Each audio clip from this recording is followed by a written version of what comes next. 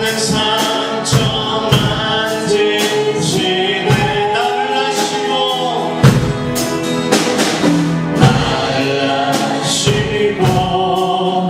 나를 이해하시네.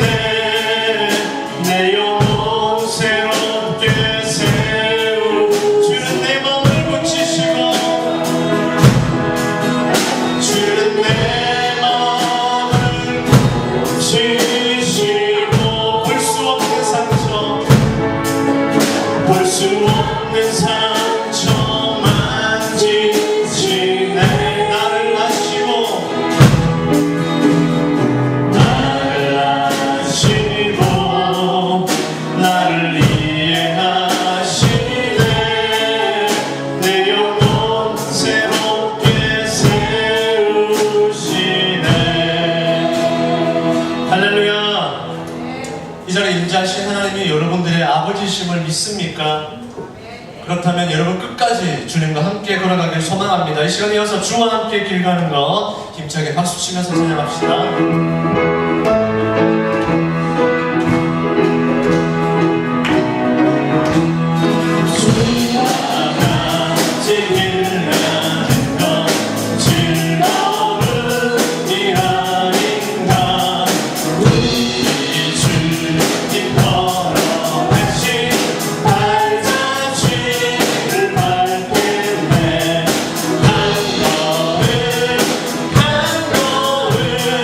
주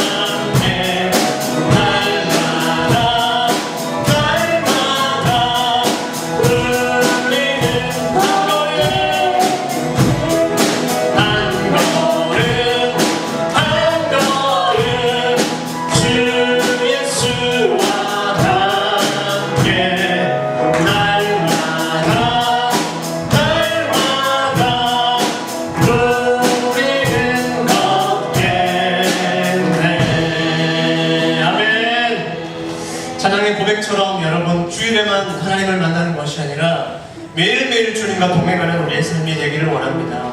이 시간 예배 가운데 하나님께서 원하시는 것은 우리의 생각과 마음이 밖에 있는 것이 아니라 하나님 안에 거하기를 원하십니다. 이어서 함께 찬양합시다. 나의 안에 거하라.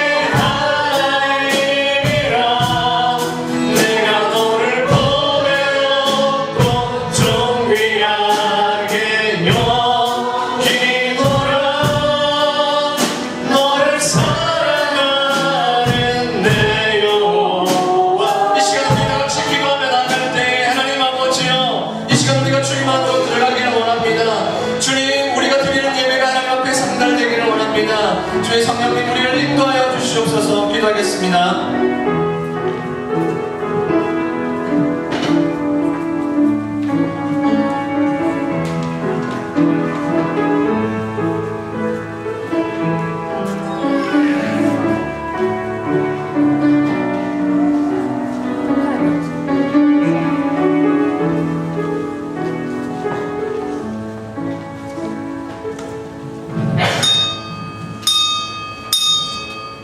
다 같이 일어나시겠습니다. 통상기도 하심으로 주일 오전 예배를 하나님께 드립니다.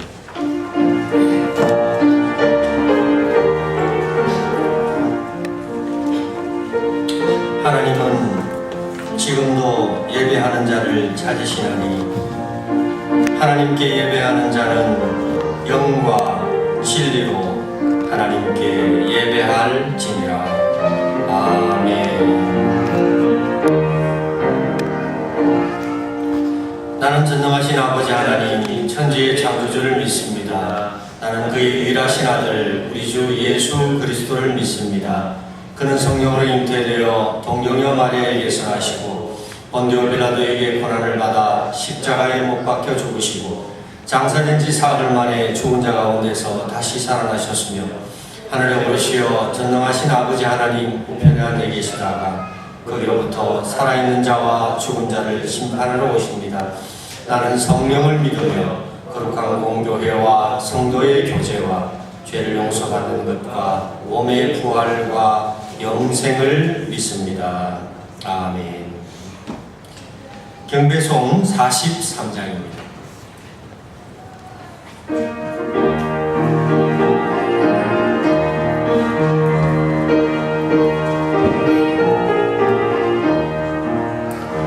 즐겁게 안식할 날 반갑고 좋은 날 내 마음을 편케 하니 즐겁고 기쁜 날 이 날에 천하만민 다 보좌 앞에서 참되신 삼위일체 다 찬송 부르네. 이 날에 하늘에서 새 양식 내리네. 성회로 모이라고 종소리 울리네. 어둠의 밝은 빛은 온 세상 비치며 또 영생물이 흘러 시원케 하시네. 이 주일 지킴으로 새 은혜 입어서 영원히 쉬는 곳에 다 올라갑시다. 성부께 찬미하고 성자와 또 성령 참되신 삼위일체 다 찬송 부르세. 아멘. 성시교독 40번입니다. 성시교독 40번 시편 96편입니다.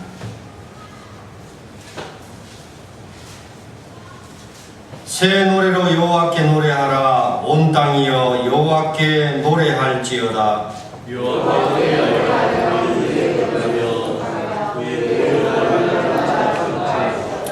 그의 영광을 백성들 가운데에 그의 기이한 행적을 만민 가운데에 선포할지어다.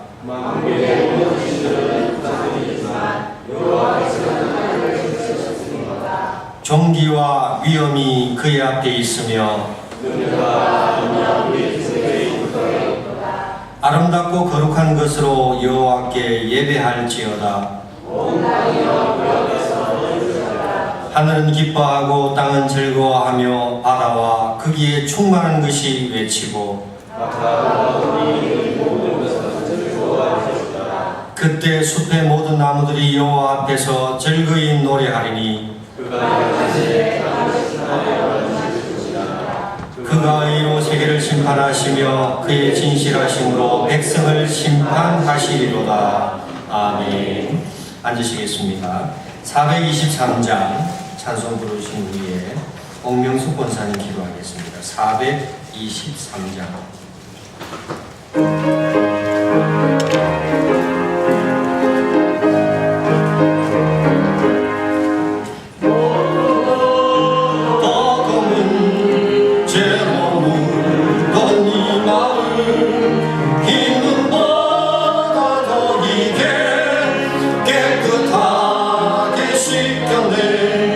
주의 보혈 흐르는데 믿고 뛰어나가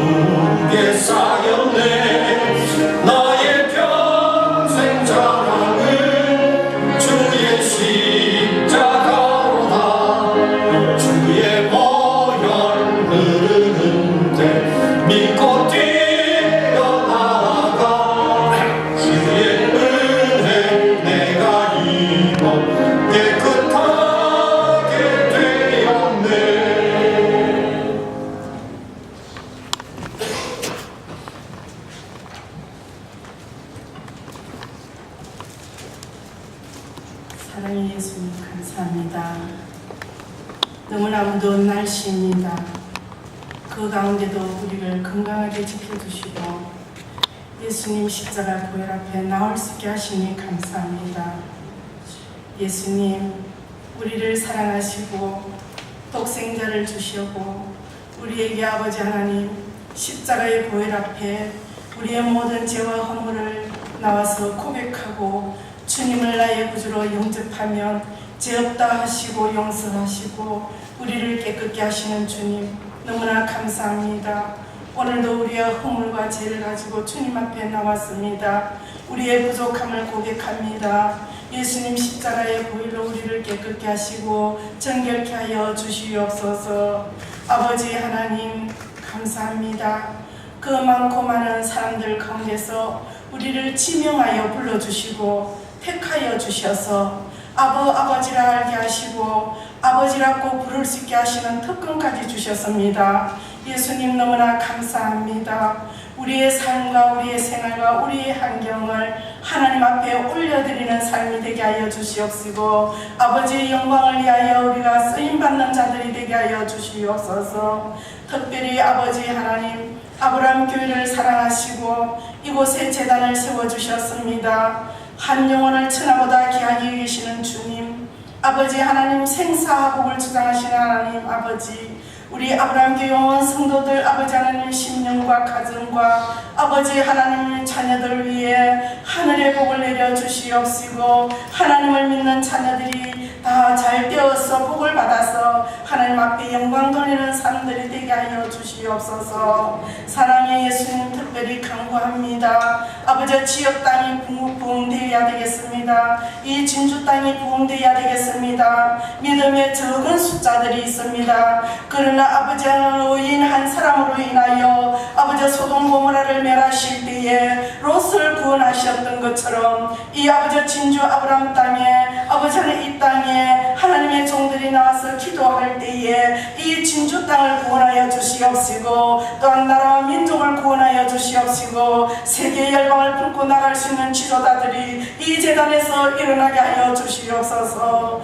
아버지 감사합니다. 이 민족을 사랑하여 주시옵소서. 이 백성을 사랑하여 주시옵소서. 온 백성이 회개하는 민족이 되게 하여 주시옵소서. 나라가 시끄럽고 아버지 하나님 불법이 아버지 성하며 아버지 하나님 무엇이 옳고 그른지 분별하지 못하는 세상에 놓였습니다. 우리는 겨서 정신을 차려야 되겠습니다. 하나님 말씀 앞에 똑바로 서서 하나님의 말씀을 아버지 명령을 지키고 법도를 떠나지 아니하며 하나님 앞에 복을 받는 이 민족 되게 하여 주시옵시고 회개하는 민족 되게 하여 주시옵소서. 아버지 각처의 난리와 소문을 들을 때에 아버지 세상에 끝이 온다고 말씀하셨습니다. 어느 때 우리 주님이 오실지 우리는 모릅니다. 아버지 설기로 다섯 처녀와 같이 날마다 기름 준비하여 예수님이 문을 두드리면 우리는 열어줄 수 있는 등불을 켤 수 있는 불을 밝힐 수 있는 우리들이 다 되게 하여 주시옵소서. 아버지 감사합니다. 오늘도 아버지 열방을 품으라 하시고 세계 민족을 위하여 아버지 복음을 땅끝까지 전가하신 주님 아버지 세계 곳곳에 나가서 주의 종들이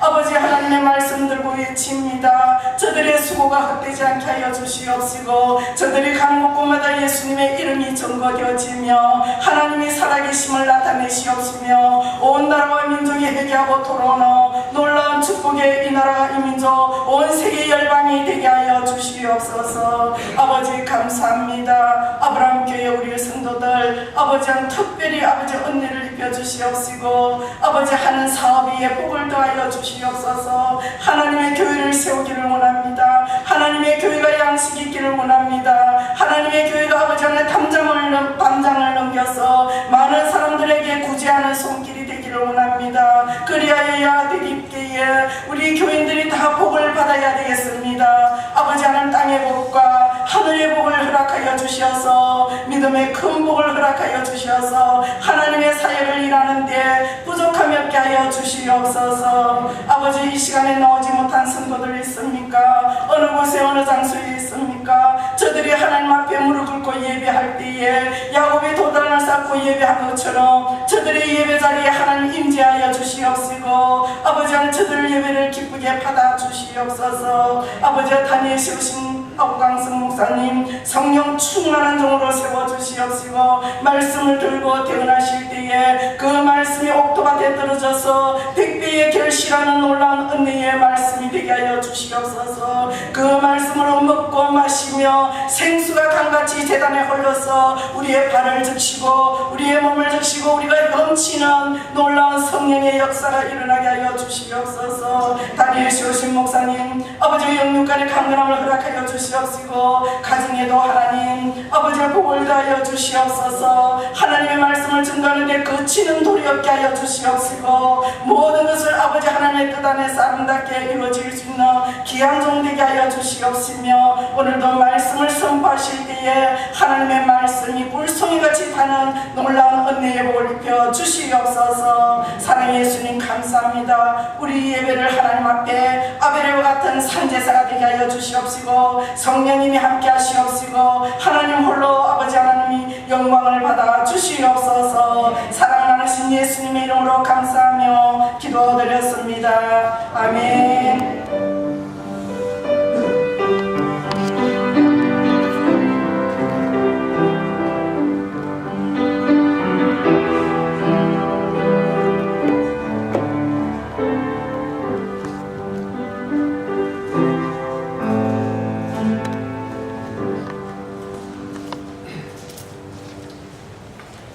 성경 말씀을 봅니다. 누가복음 1장 39절 39절에서 45절을 먼저 읽고 예레미야 1장 5절을 보겠습니다. 누가복음 1장 39절 이때에 마리아가 일어나 빨리 산골로 가서 유대 한 동네에 이르러 사가랴의 집에 들어가 엘리사벳에게 문안하니 엘리사벳이 마리아가 문안함을 들으매 아이가 복중에서 뛰노는지라. 엘리사벳이 성령의 충만함을 받아 큰 소리로 불러 이르되 여자 중에 내가 복이 있으며 내 태중의 아이도 복이 있도다.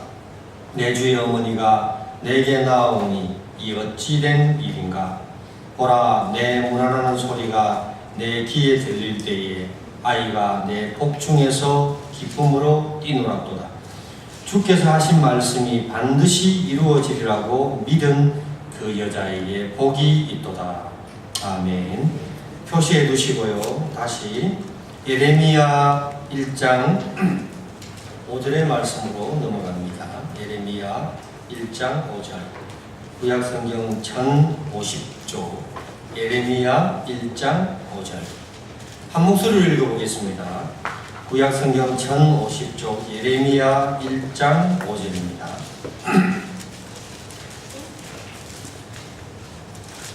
다 같이 한 목소리로 읽겠습니다. 시작. 내가 너를 모태에서 짓기 전에 너를 알았고 내가 배에서 나오기 전에 너를 성별하였고 너를 여러 나라의 선지자로 세웠노라 하시기로. 아멘. 주님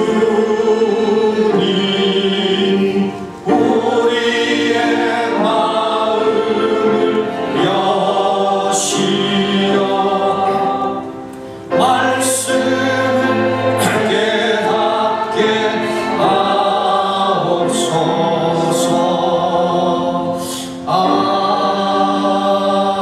아멘. 이제 박신홍 집사님께서 찬양으로 하나님 앞에 영광을 돌리겠습니다.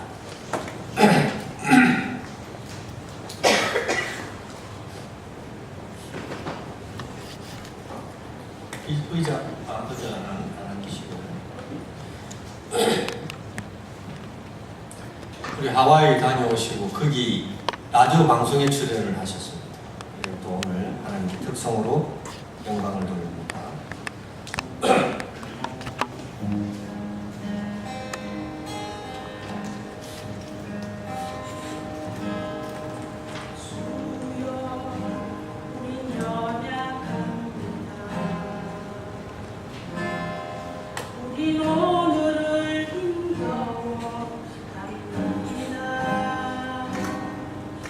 주들이 보며 살기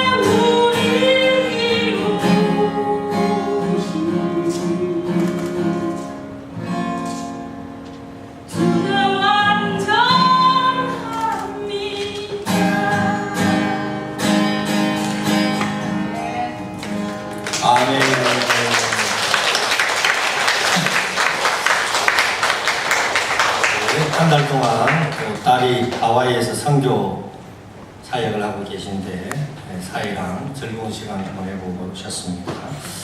7월 한 달은 위기의 한국 교회에 대해서 몇 가지 주제로 말씀을 드렸습니다. 한번 기억을 더듬어 봅시다. 차별금지법, 동성애, 오늘은 학생인권 조례와 낙태에 대한 우리 기독교적 입장을 한번 알아보는 시간을 갖습니다.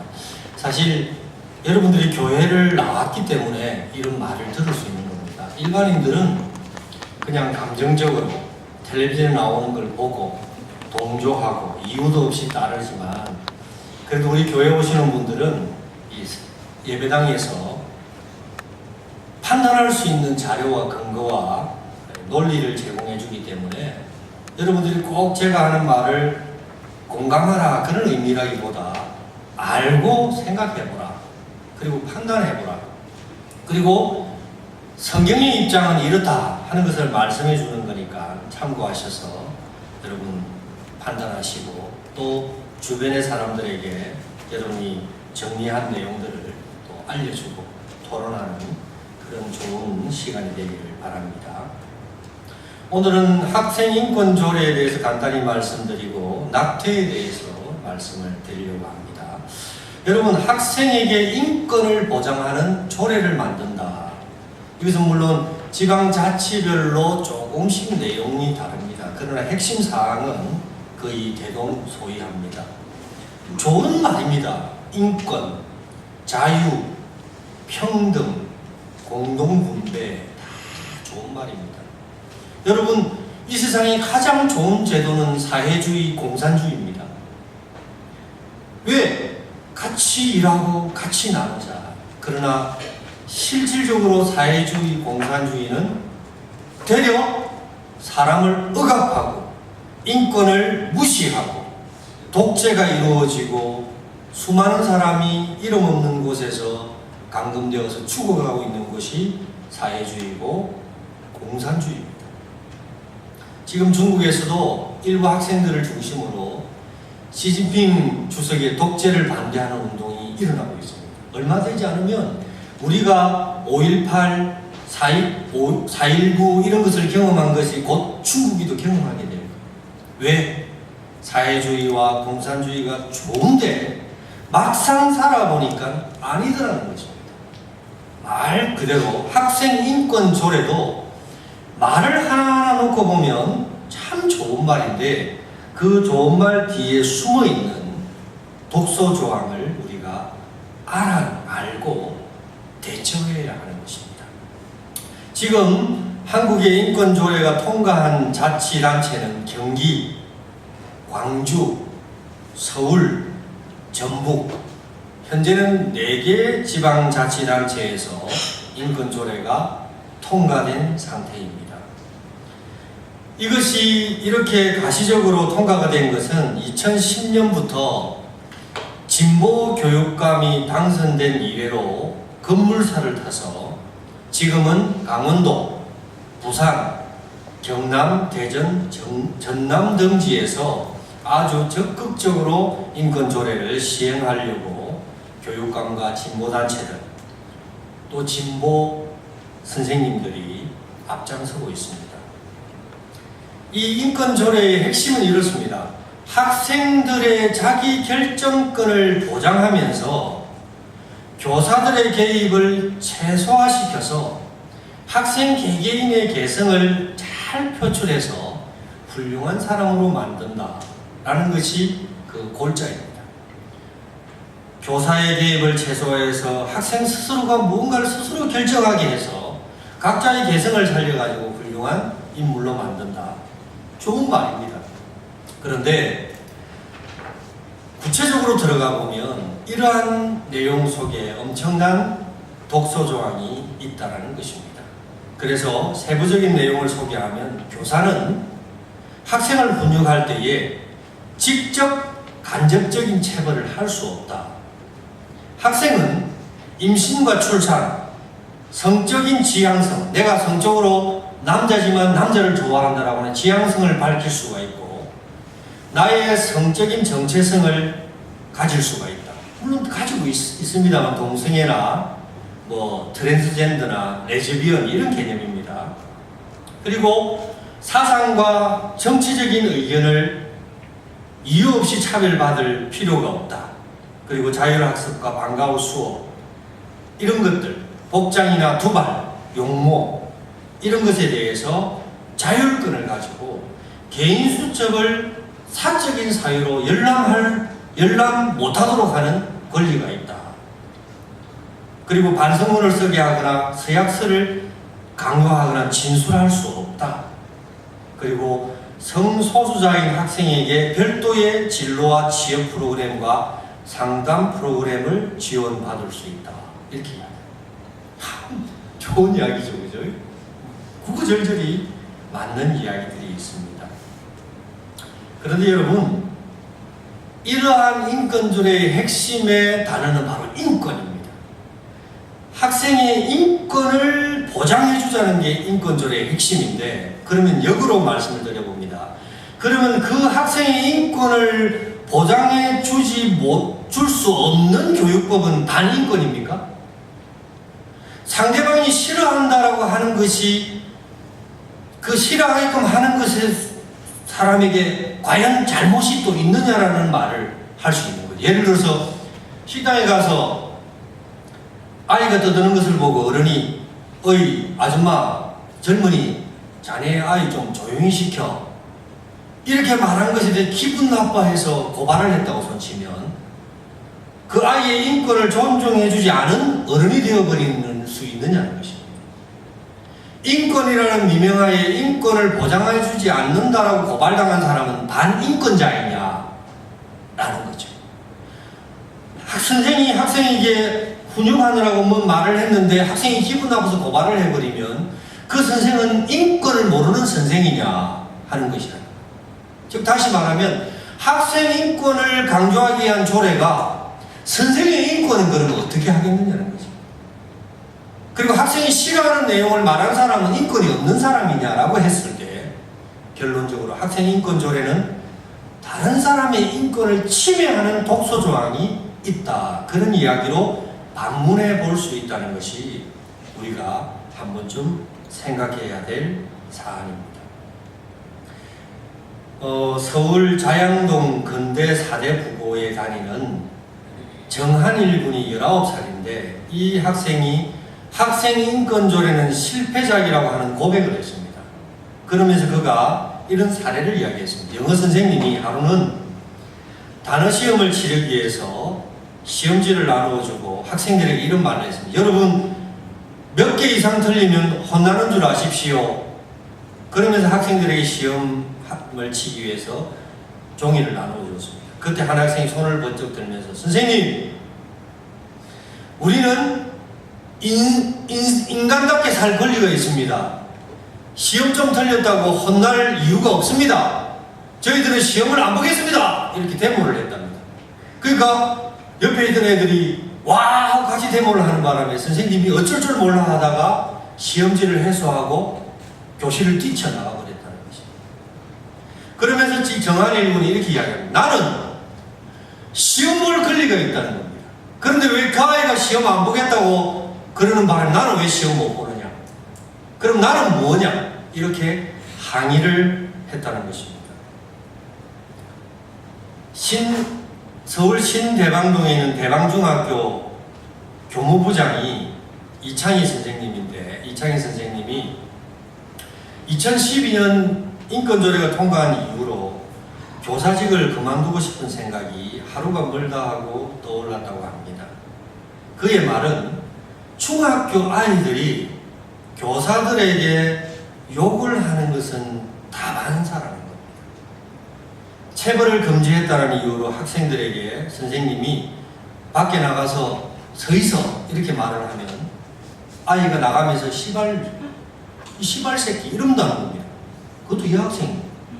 남학생은 말할 것도 없고 너 밖에 나가서 서가 있어 복도에 그러면 시발 새끼하고 나가고는 복도에 나와 있는 아이들끼리 복도에서 신나게 논다는 저들끼리. 그래서 오히려 복도에 내보내는 게 체벌이 아니고 상이 되는 거예요.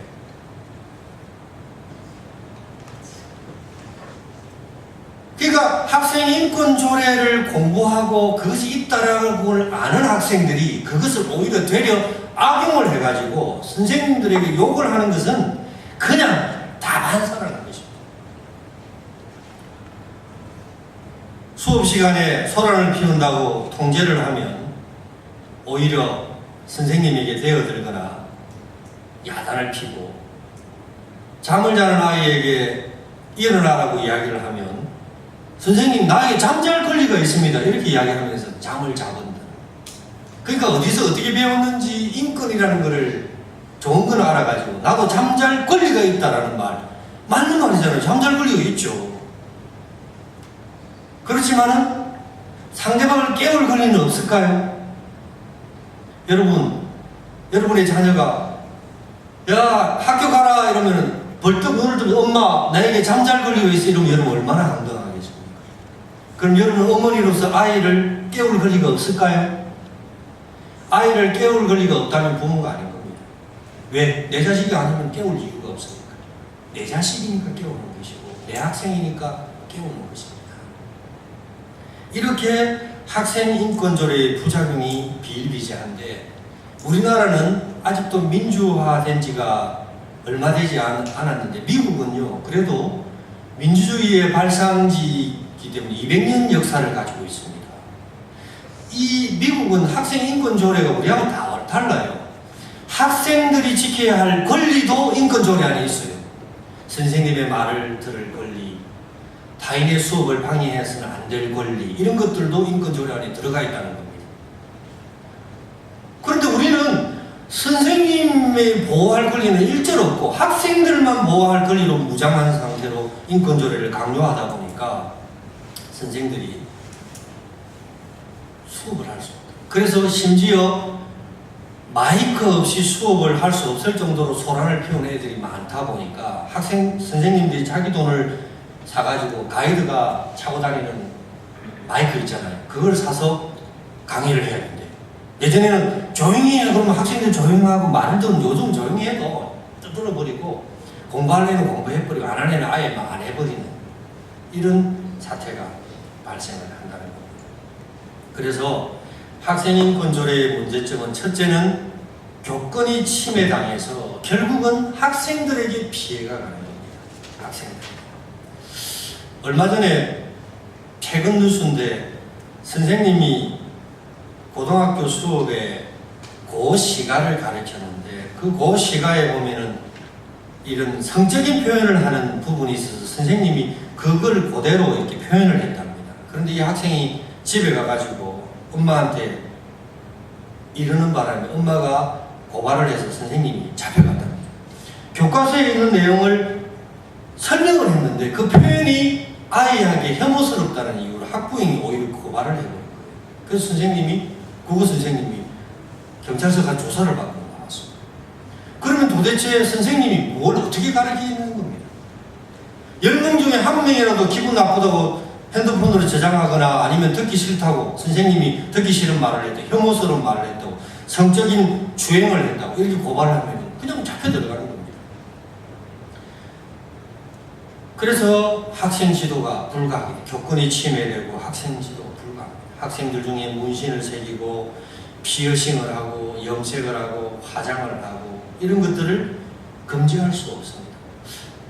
물론 그럴 수도 있습니다. 그죠? 학교에서 화장하고 피어싱하고 문신하는 것까지 금지할 이유는 없겠죠. 그런데 이게 어디까지냐는 겁니다.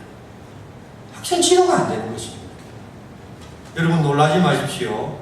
전담의 한 초등학교 3명이 여학생이 임신을 했습니다. 한 학생은 5학년이고 두 학생은 6학년입니다. 이 임신하는 학생들을 학교가 어찌할 줄을 몰라서 정답을 찾지 못하고 있었습니다. 왜냐하면 학생인권 조례안에 보면 13세가 되면 성적 자기 결정권을 가지고 있다고 명시되어 있기 때문에 최소한 6학년 이상은 선생님이 임신한 것에 대해서 훈육할 수 없다는 것입니다. 그러니까 5학년은 불러놓고 이야기할 수 있어요. 조례안에 의하면 6학년까지만 성적 자기 결정권이 있다고 명시되어 있기 때문에. 여러분 여기 동의하십니까? 물론 요즘은 아이들이 매스컴을 통해서 온갖 정보들을 취득하다 보니까 훨씬 더 우리 세대들보다 더 일찍 알고 있어요. 가르치지 않아도 피임도 다 알고 있고 가르치지 않아도 낙태하는 거 다 알고 있습니다. 그래서 중고등학교 화장실에 그 쏟아낸 아이들의 사체들이 많다잖아요. 실제로. 여러분, 과연 우리가 그 초등학생들에게 성적 자기결정권이 있다는 이유로 방치할 수 있느냐는 겁니다. 그 아이를 지도할 수 있겠느냐는 것입니다. 지금 서울 두 곳과 충남 홍성에 학교에 청소년을 위한 콘돔 자판기가 배치되어 있습니다. 그러니까 낙태할 일 저지르지 말고 성적인 것을 즐기되 아이는 갖지 않도록 하는 그런 내용으로 콘돔 자판기가 배치되어 있습니다.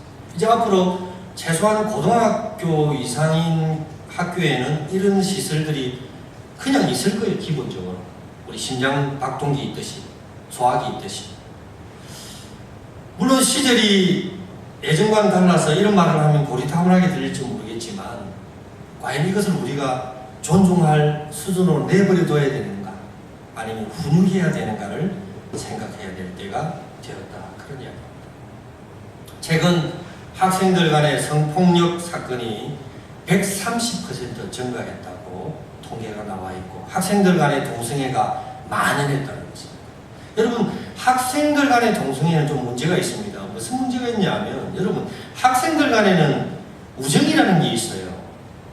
그래서 남자와 남자, 여자들 간에 서로 간의 우정으로 끙끙 뭉치는 이 우정을 동성애로 착각해서 이것이 나중에는 성인으로 갈 때까지 습관이 되어버리는 그런 부작용이 있을 수 있기 때문에 참으로 난감하다.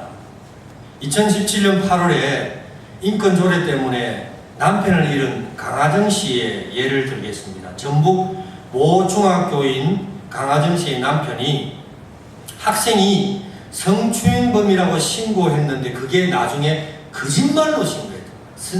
선생을 골탕 먹이기 위해서 학생이 의도적으로 이 강하정 씨의 남편을 성추행범으로 몰았는데 문제는 그것을 대하는 경찰이나 교육처의 태도입니다. 이 교육처가 학생 인권 보장이라는 데만 매몰돼가지고 선생의 말을 아예 무시해버리고 학생의 말만 듣고는 강압적인 조사를 하니까 모욕감을 느낀 강하정 씨의 남편이 스스로 목숨을 끊어버렸습니다.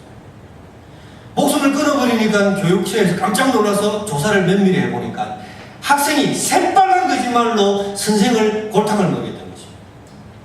그래서 나중에 장례식 때 이 학생이 사과하러 장례식장을 찾아와서 눈물 줄줄 흘리며 사과를 하고 돌아갔는데 더 놀라운 사실은 이 학생을 상담한 교사가 너는 잘못한 게 없다. 선생님이 너에게 모욕감을 줬기 때문에 너가 그런 행동을 한 거니까 너는 죄책감을 가질 필요 없어.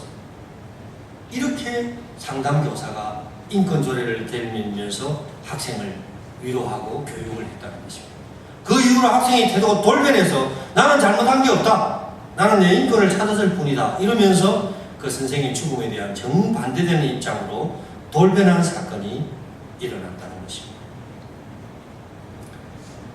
심지어 어떤 학생이 2015년 12월에 어떤 학생이 6개월 동안 쫓아다니면서 선생님을 괴롭혔답니다. 빗자루를 들고 선생님 머리를, 대머리 선생님 머리를 때리고 다녔대요. 여러분 텔레비전 한번 보신 기억이 날 거예요. 텔레비전 동영상에서 나왔다니까요.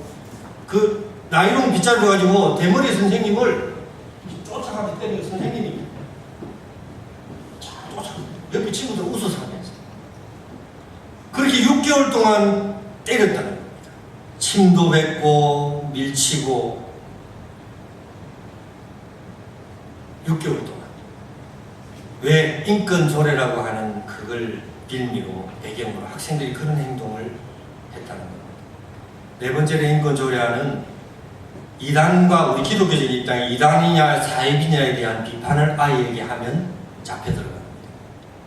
서울의 한 초등학교 초등학생이 자꾸 교회 가자고 한다고 어머니를 고발을 해버렸어요. 그런데 고발한 배경이 더 놀랍습니다. 이 학생이 학교 상담교사에 가서 선생님, 우리 어머니가 자꾸 나보고 교회 가자고 합니다. 그러니까 선생님 뭐라고 조언을 했냐면 고발해라. 학생 인권 조례안에 보면 종교를 강요할 법, 금지하는 법이 있는데 너 엄마가 너에게 종교를 강요하는 것은 인권 조례에 위배되는 거니까 고발해라. 그러니까 이제 엄마한테 자꾸 그런 소리 듣기 싫은 초등학생 입장에서 귀찮으니까 고발을 해버린 거예요. 그래서 엄마가 경찰서 가서 조사를 받고 곤욕을 치는 일들이 있었다 하는 사례까지 있습니다.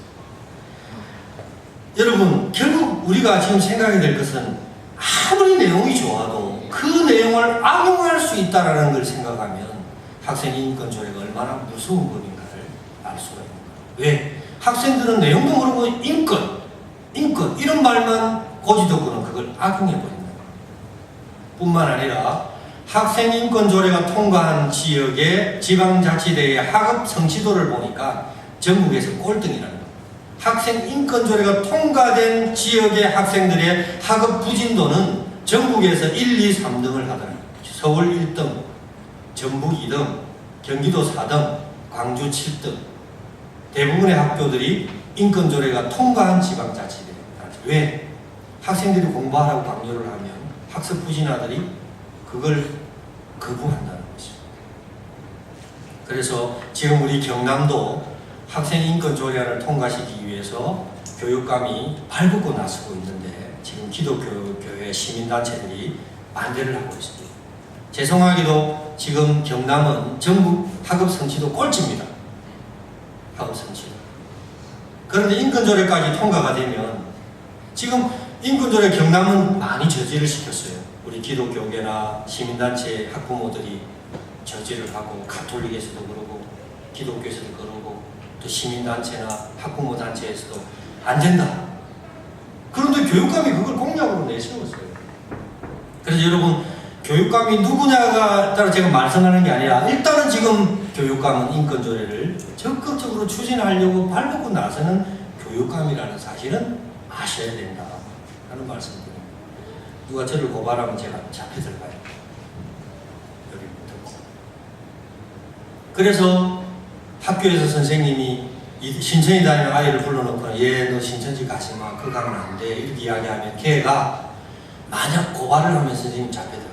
종교차별법에 따라서. 그러니까 선생님이 이단에 빠진 아이를 이단에 빠졌다고 말을 못하면 그 선생입니까? 공부 안 하는 아이를 공부하라고 말 못하는 게 선생입니까? 자고 있는 아이에게 수업시에 일어나라고 하는 게 말 못하면 선생입니까? 그게 학교입니까?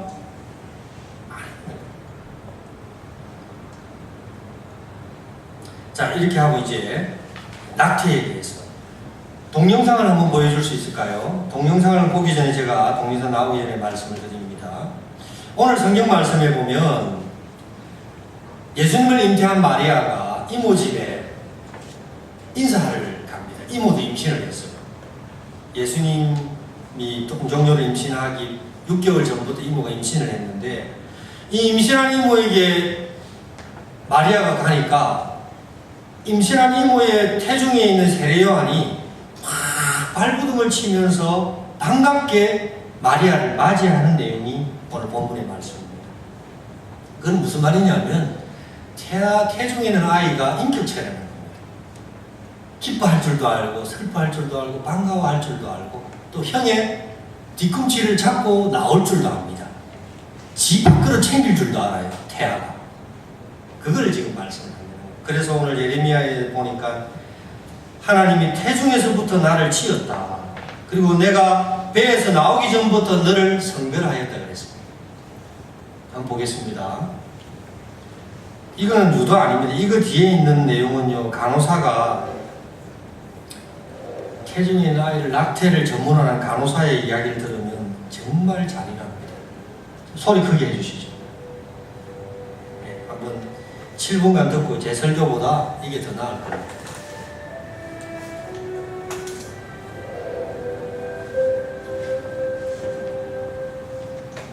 대화가 선천적으로 이상이 있거나 장군의 이상이 있어서 제거하는 것을 일반적으로 본답니다.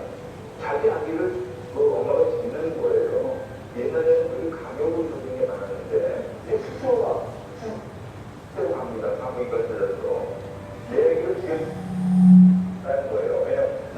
행복한 인생을 살아야 되기 때문에 내 뱃속에 있는 자녀를 내가 없애는 작업을 하는 겁니다. 우리가 태어날 수 있었던 이유 중에 하나는 우리가 낙태되지 않았기 때문에 그런 거예요.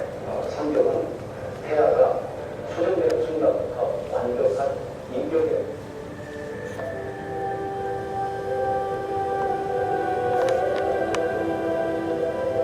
프랑스는 12주 전까지만 참고 12주 이후부터 죽이면 살인입니다.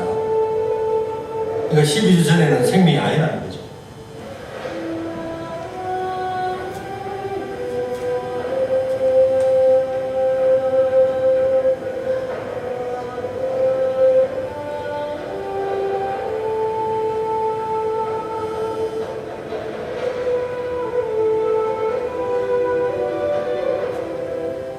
언니의 뱃속에서부터 하나님 대자를 주시는 그 순간부터 사람을 소별하신 특별한 사명을 하나님이 뱃속에 지키 전부터님이 하나님의 승리 속에서 만들어지는 하나님의 사람이기 때문에 낙태는 그와 같은 하나님의 뜻을 보존하는 것이 아니라 하나님이 창조하신 그 생명의 사람이 끌어가는 심각한 죄다.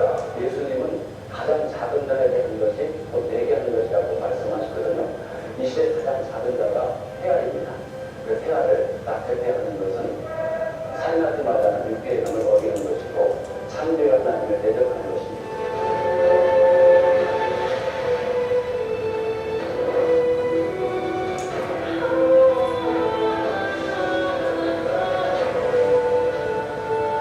그 다음은 그 중요한 일입니다.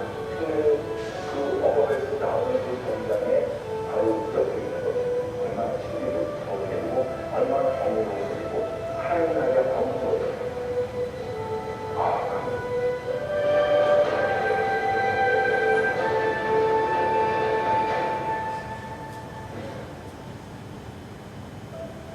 하나님이 예정하셨던 그 생명을 몰라주시고 하나님의 이 간절한 살인하지 마.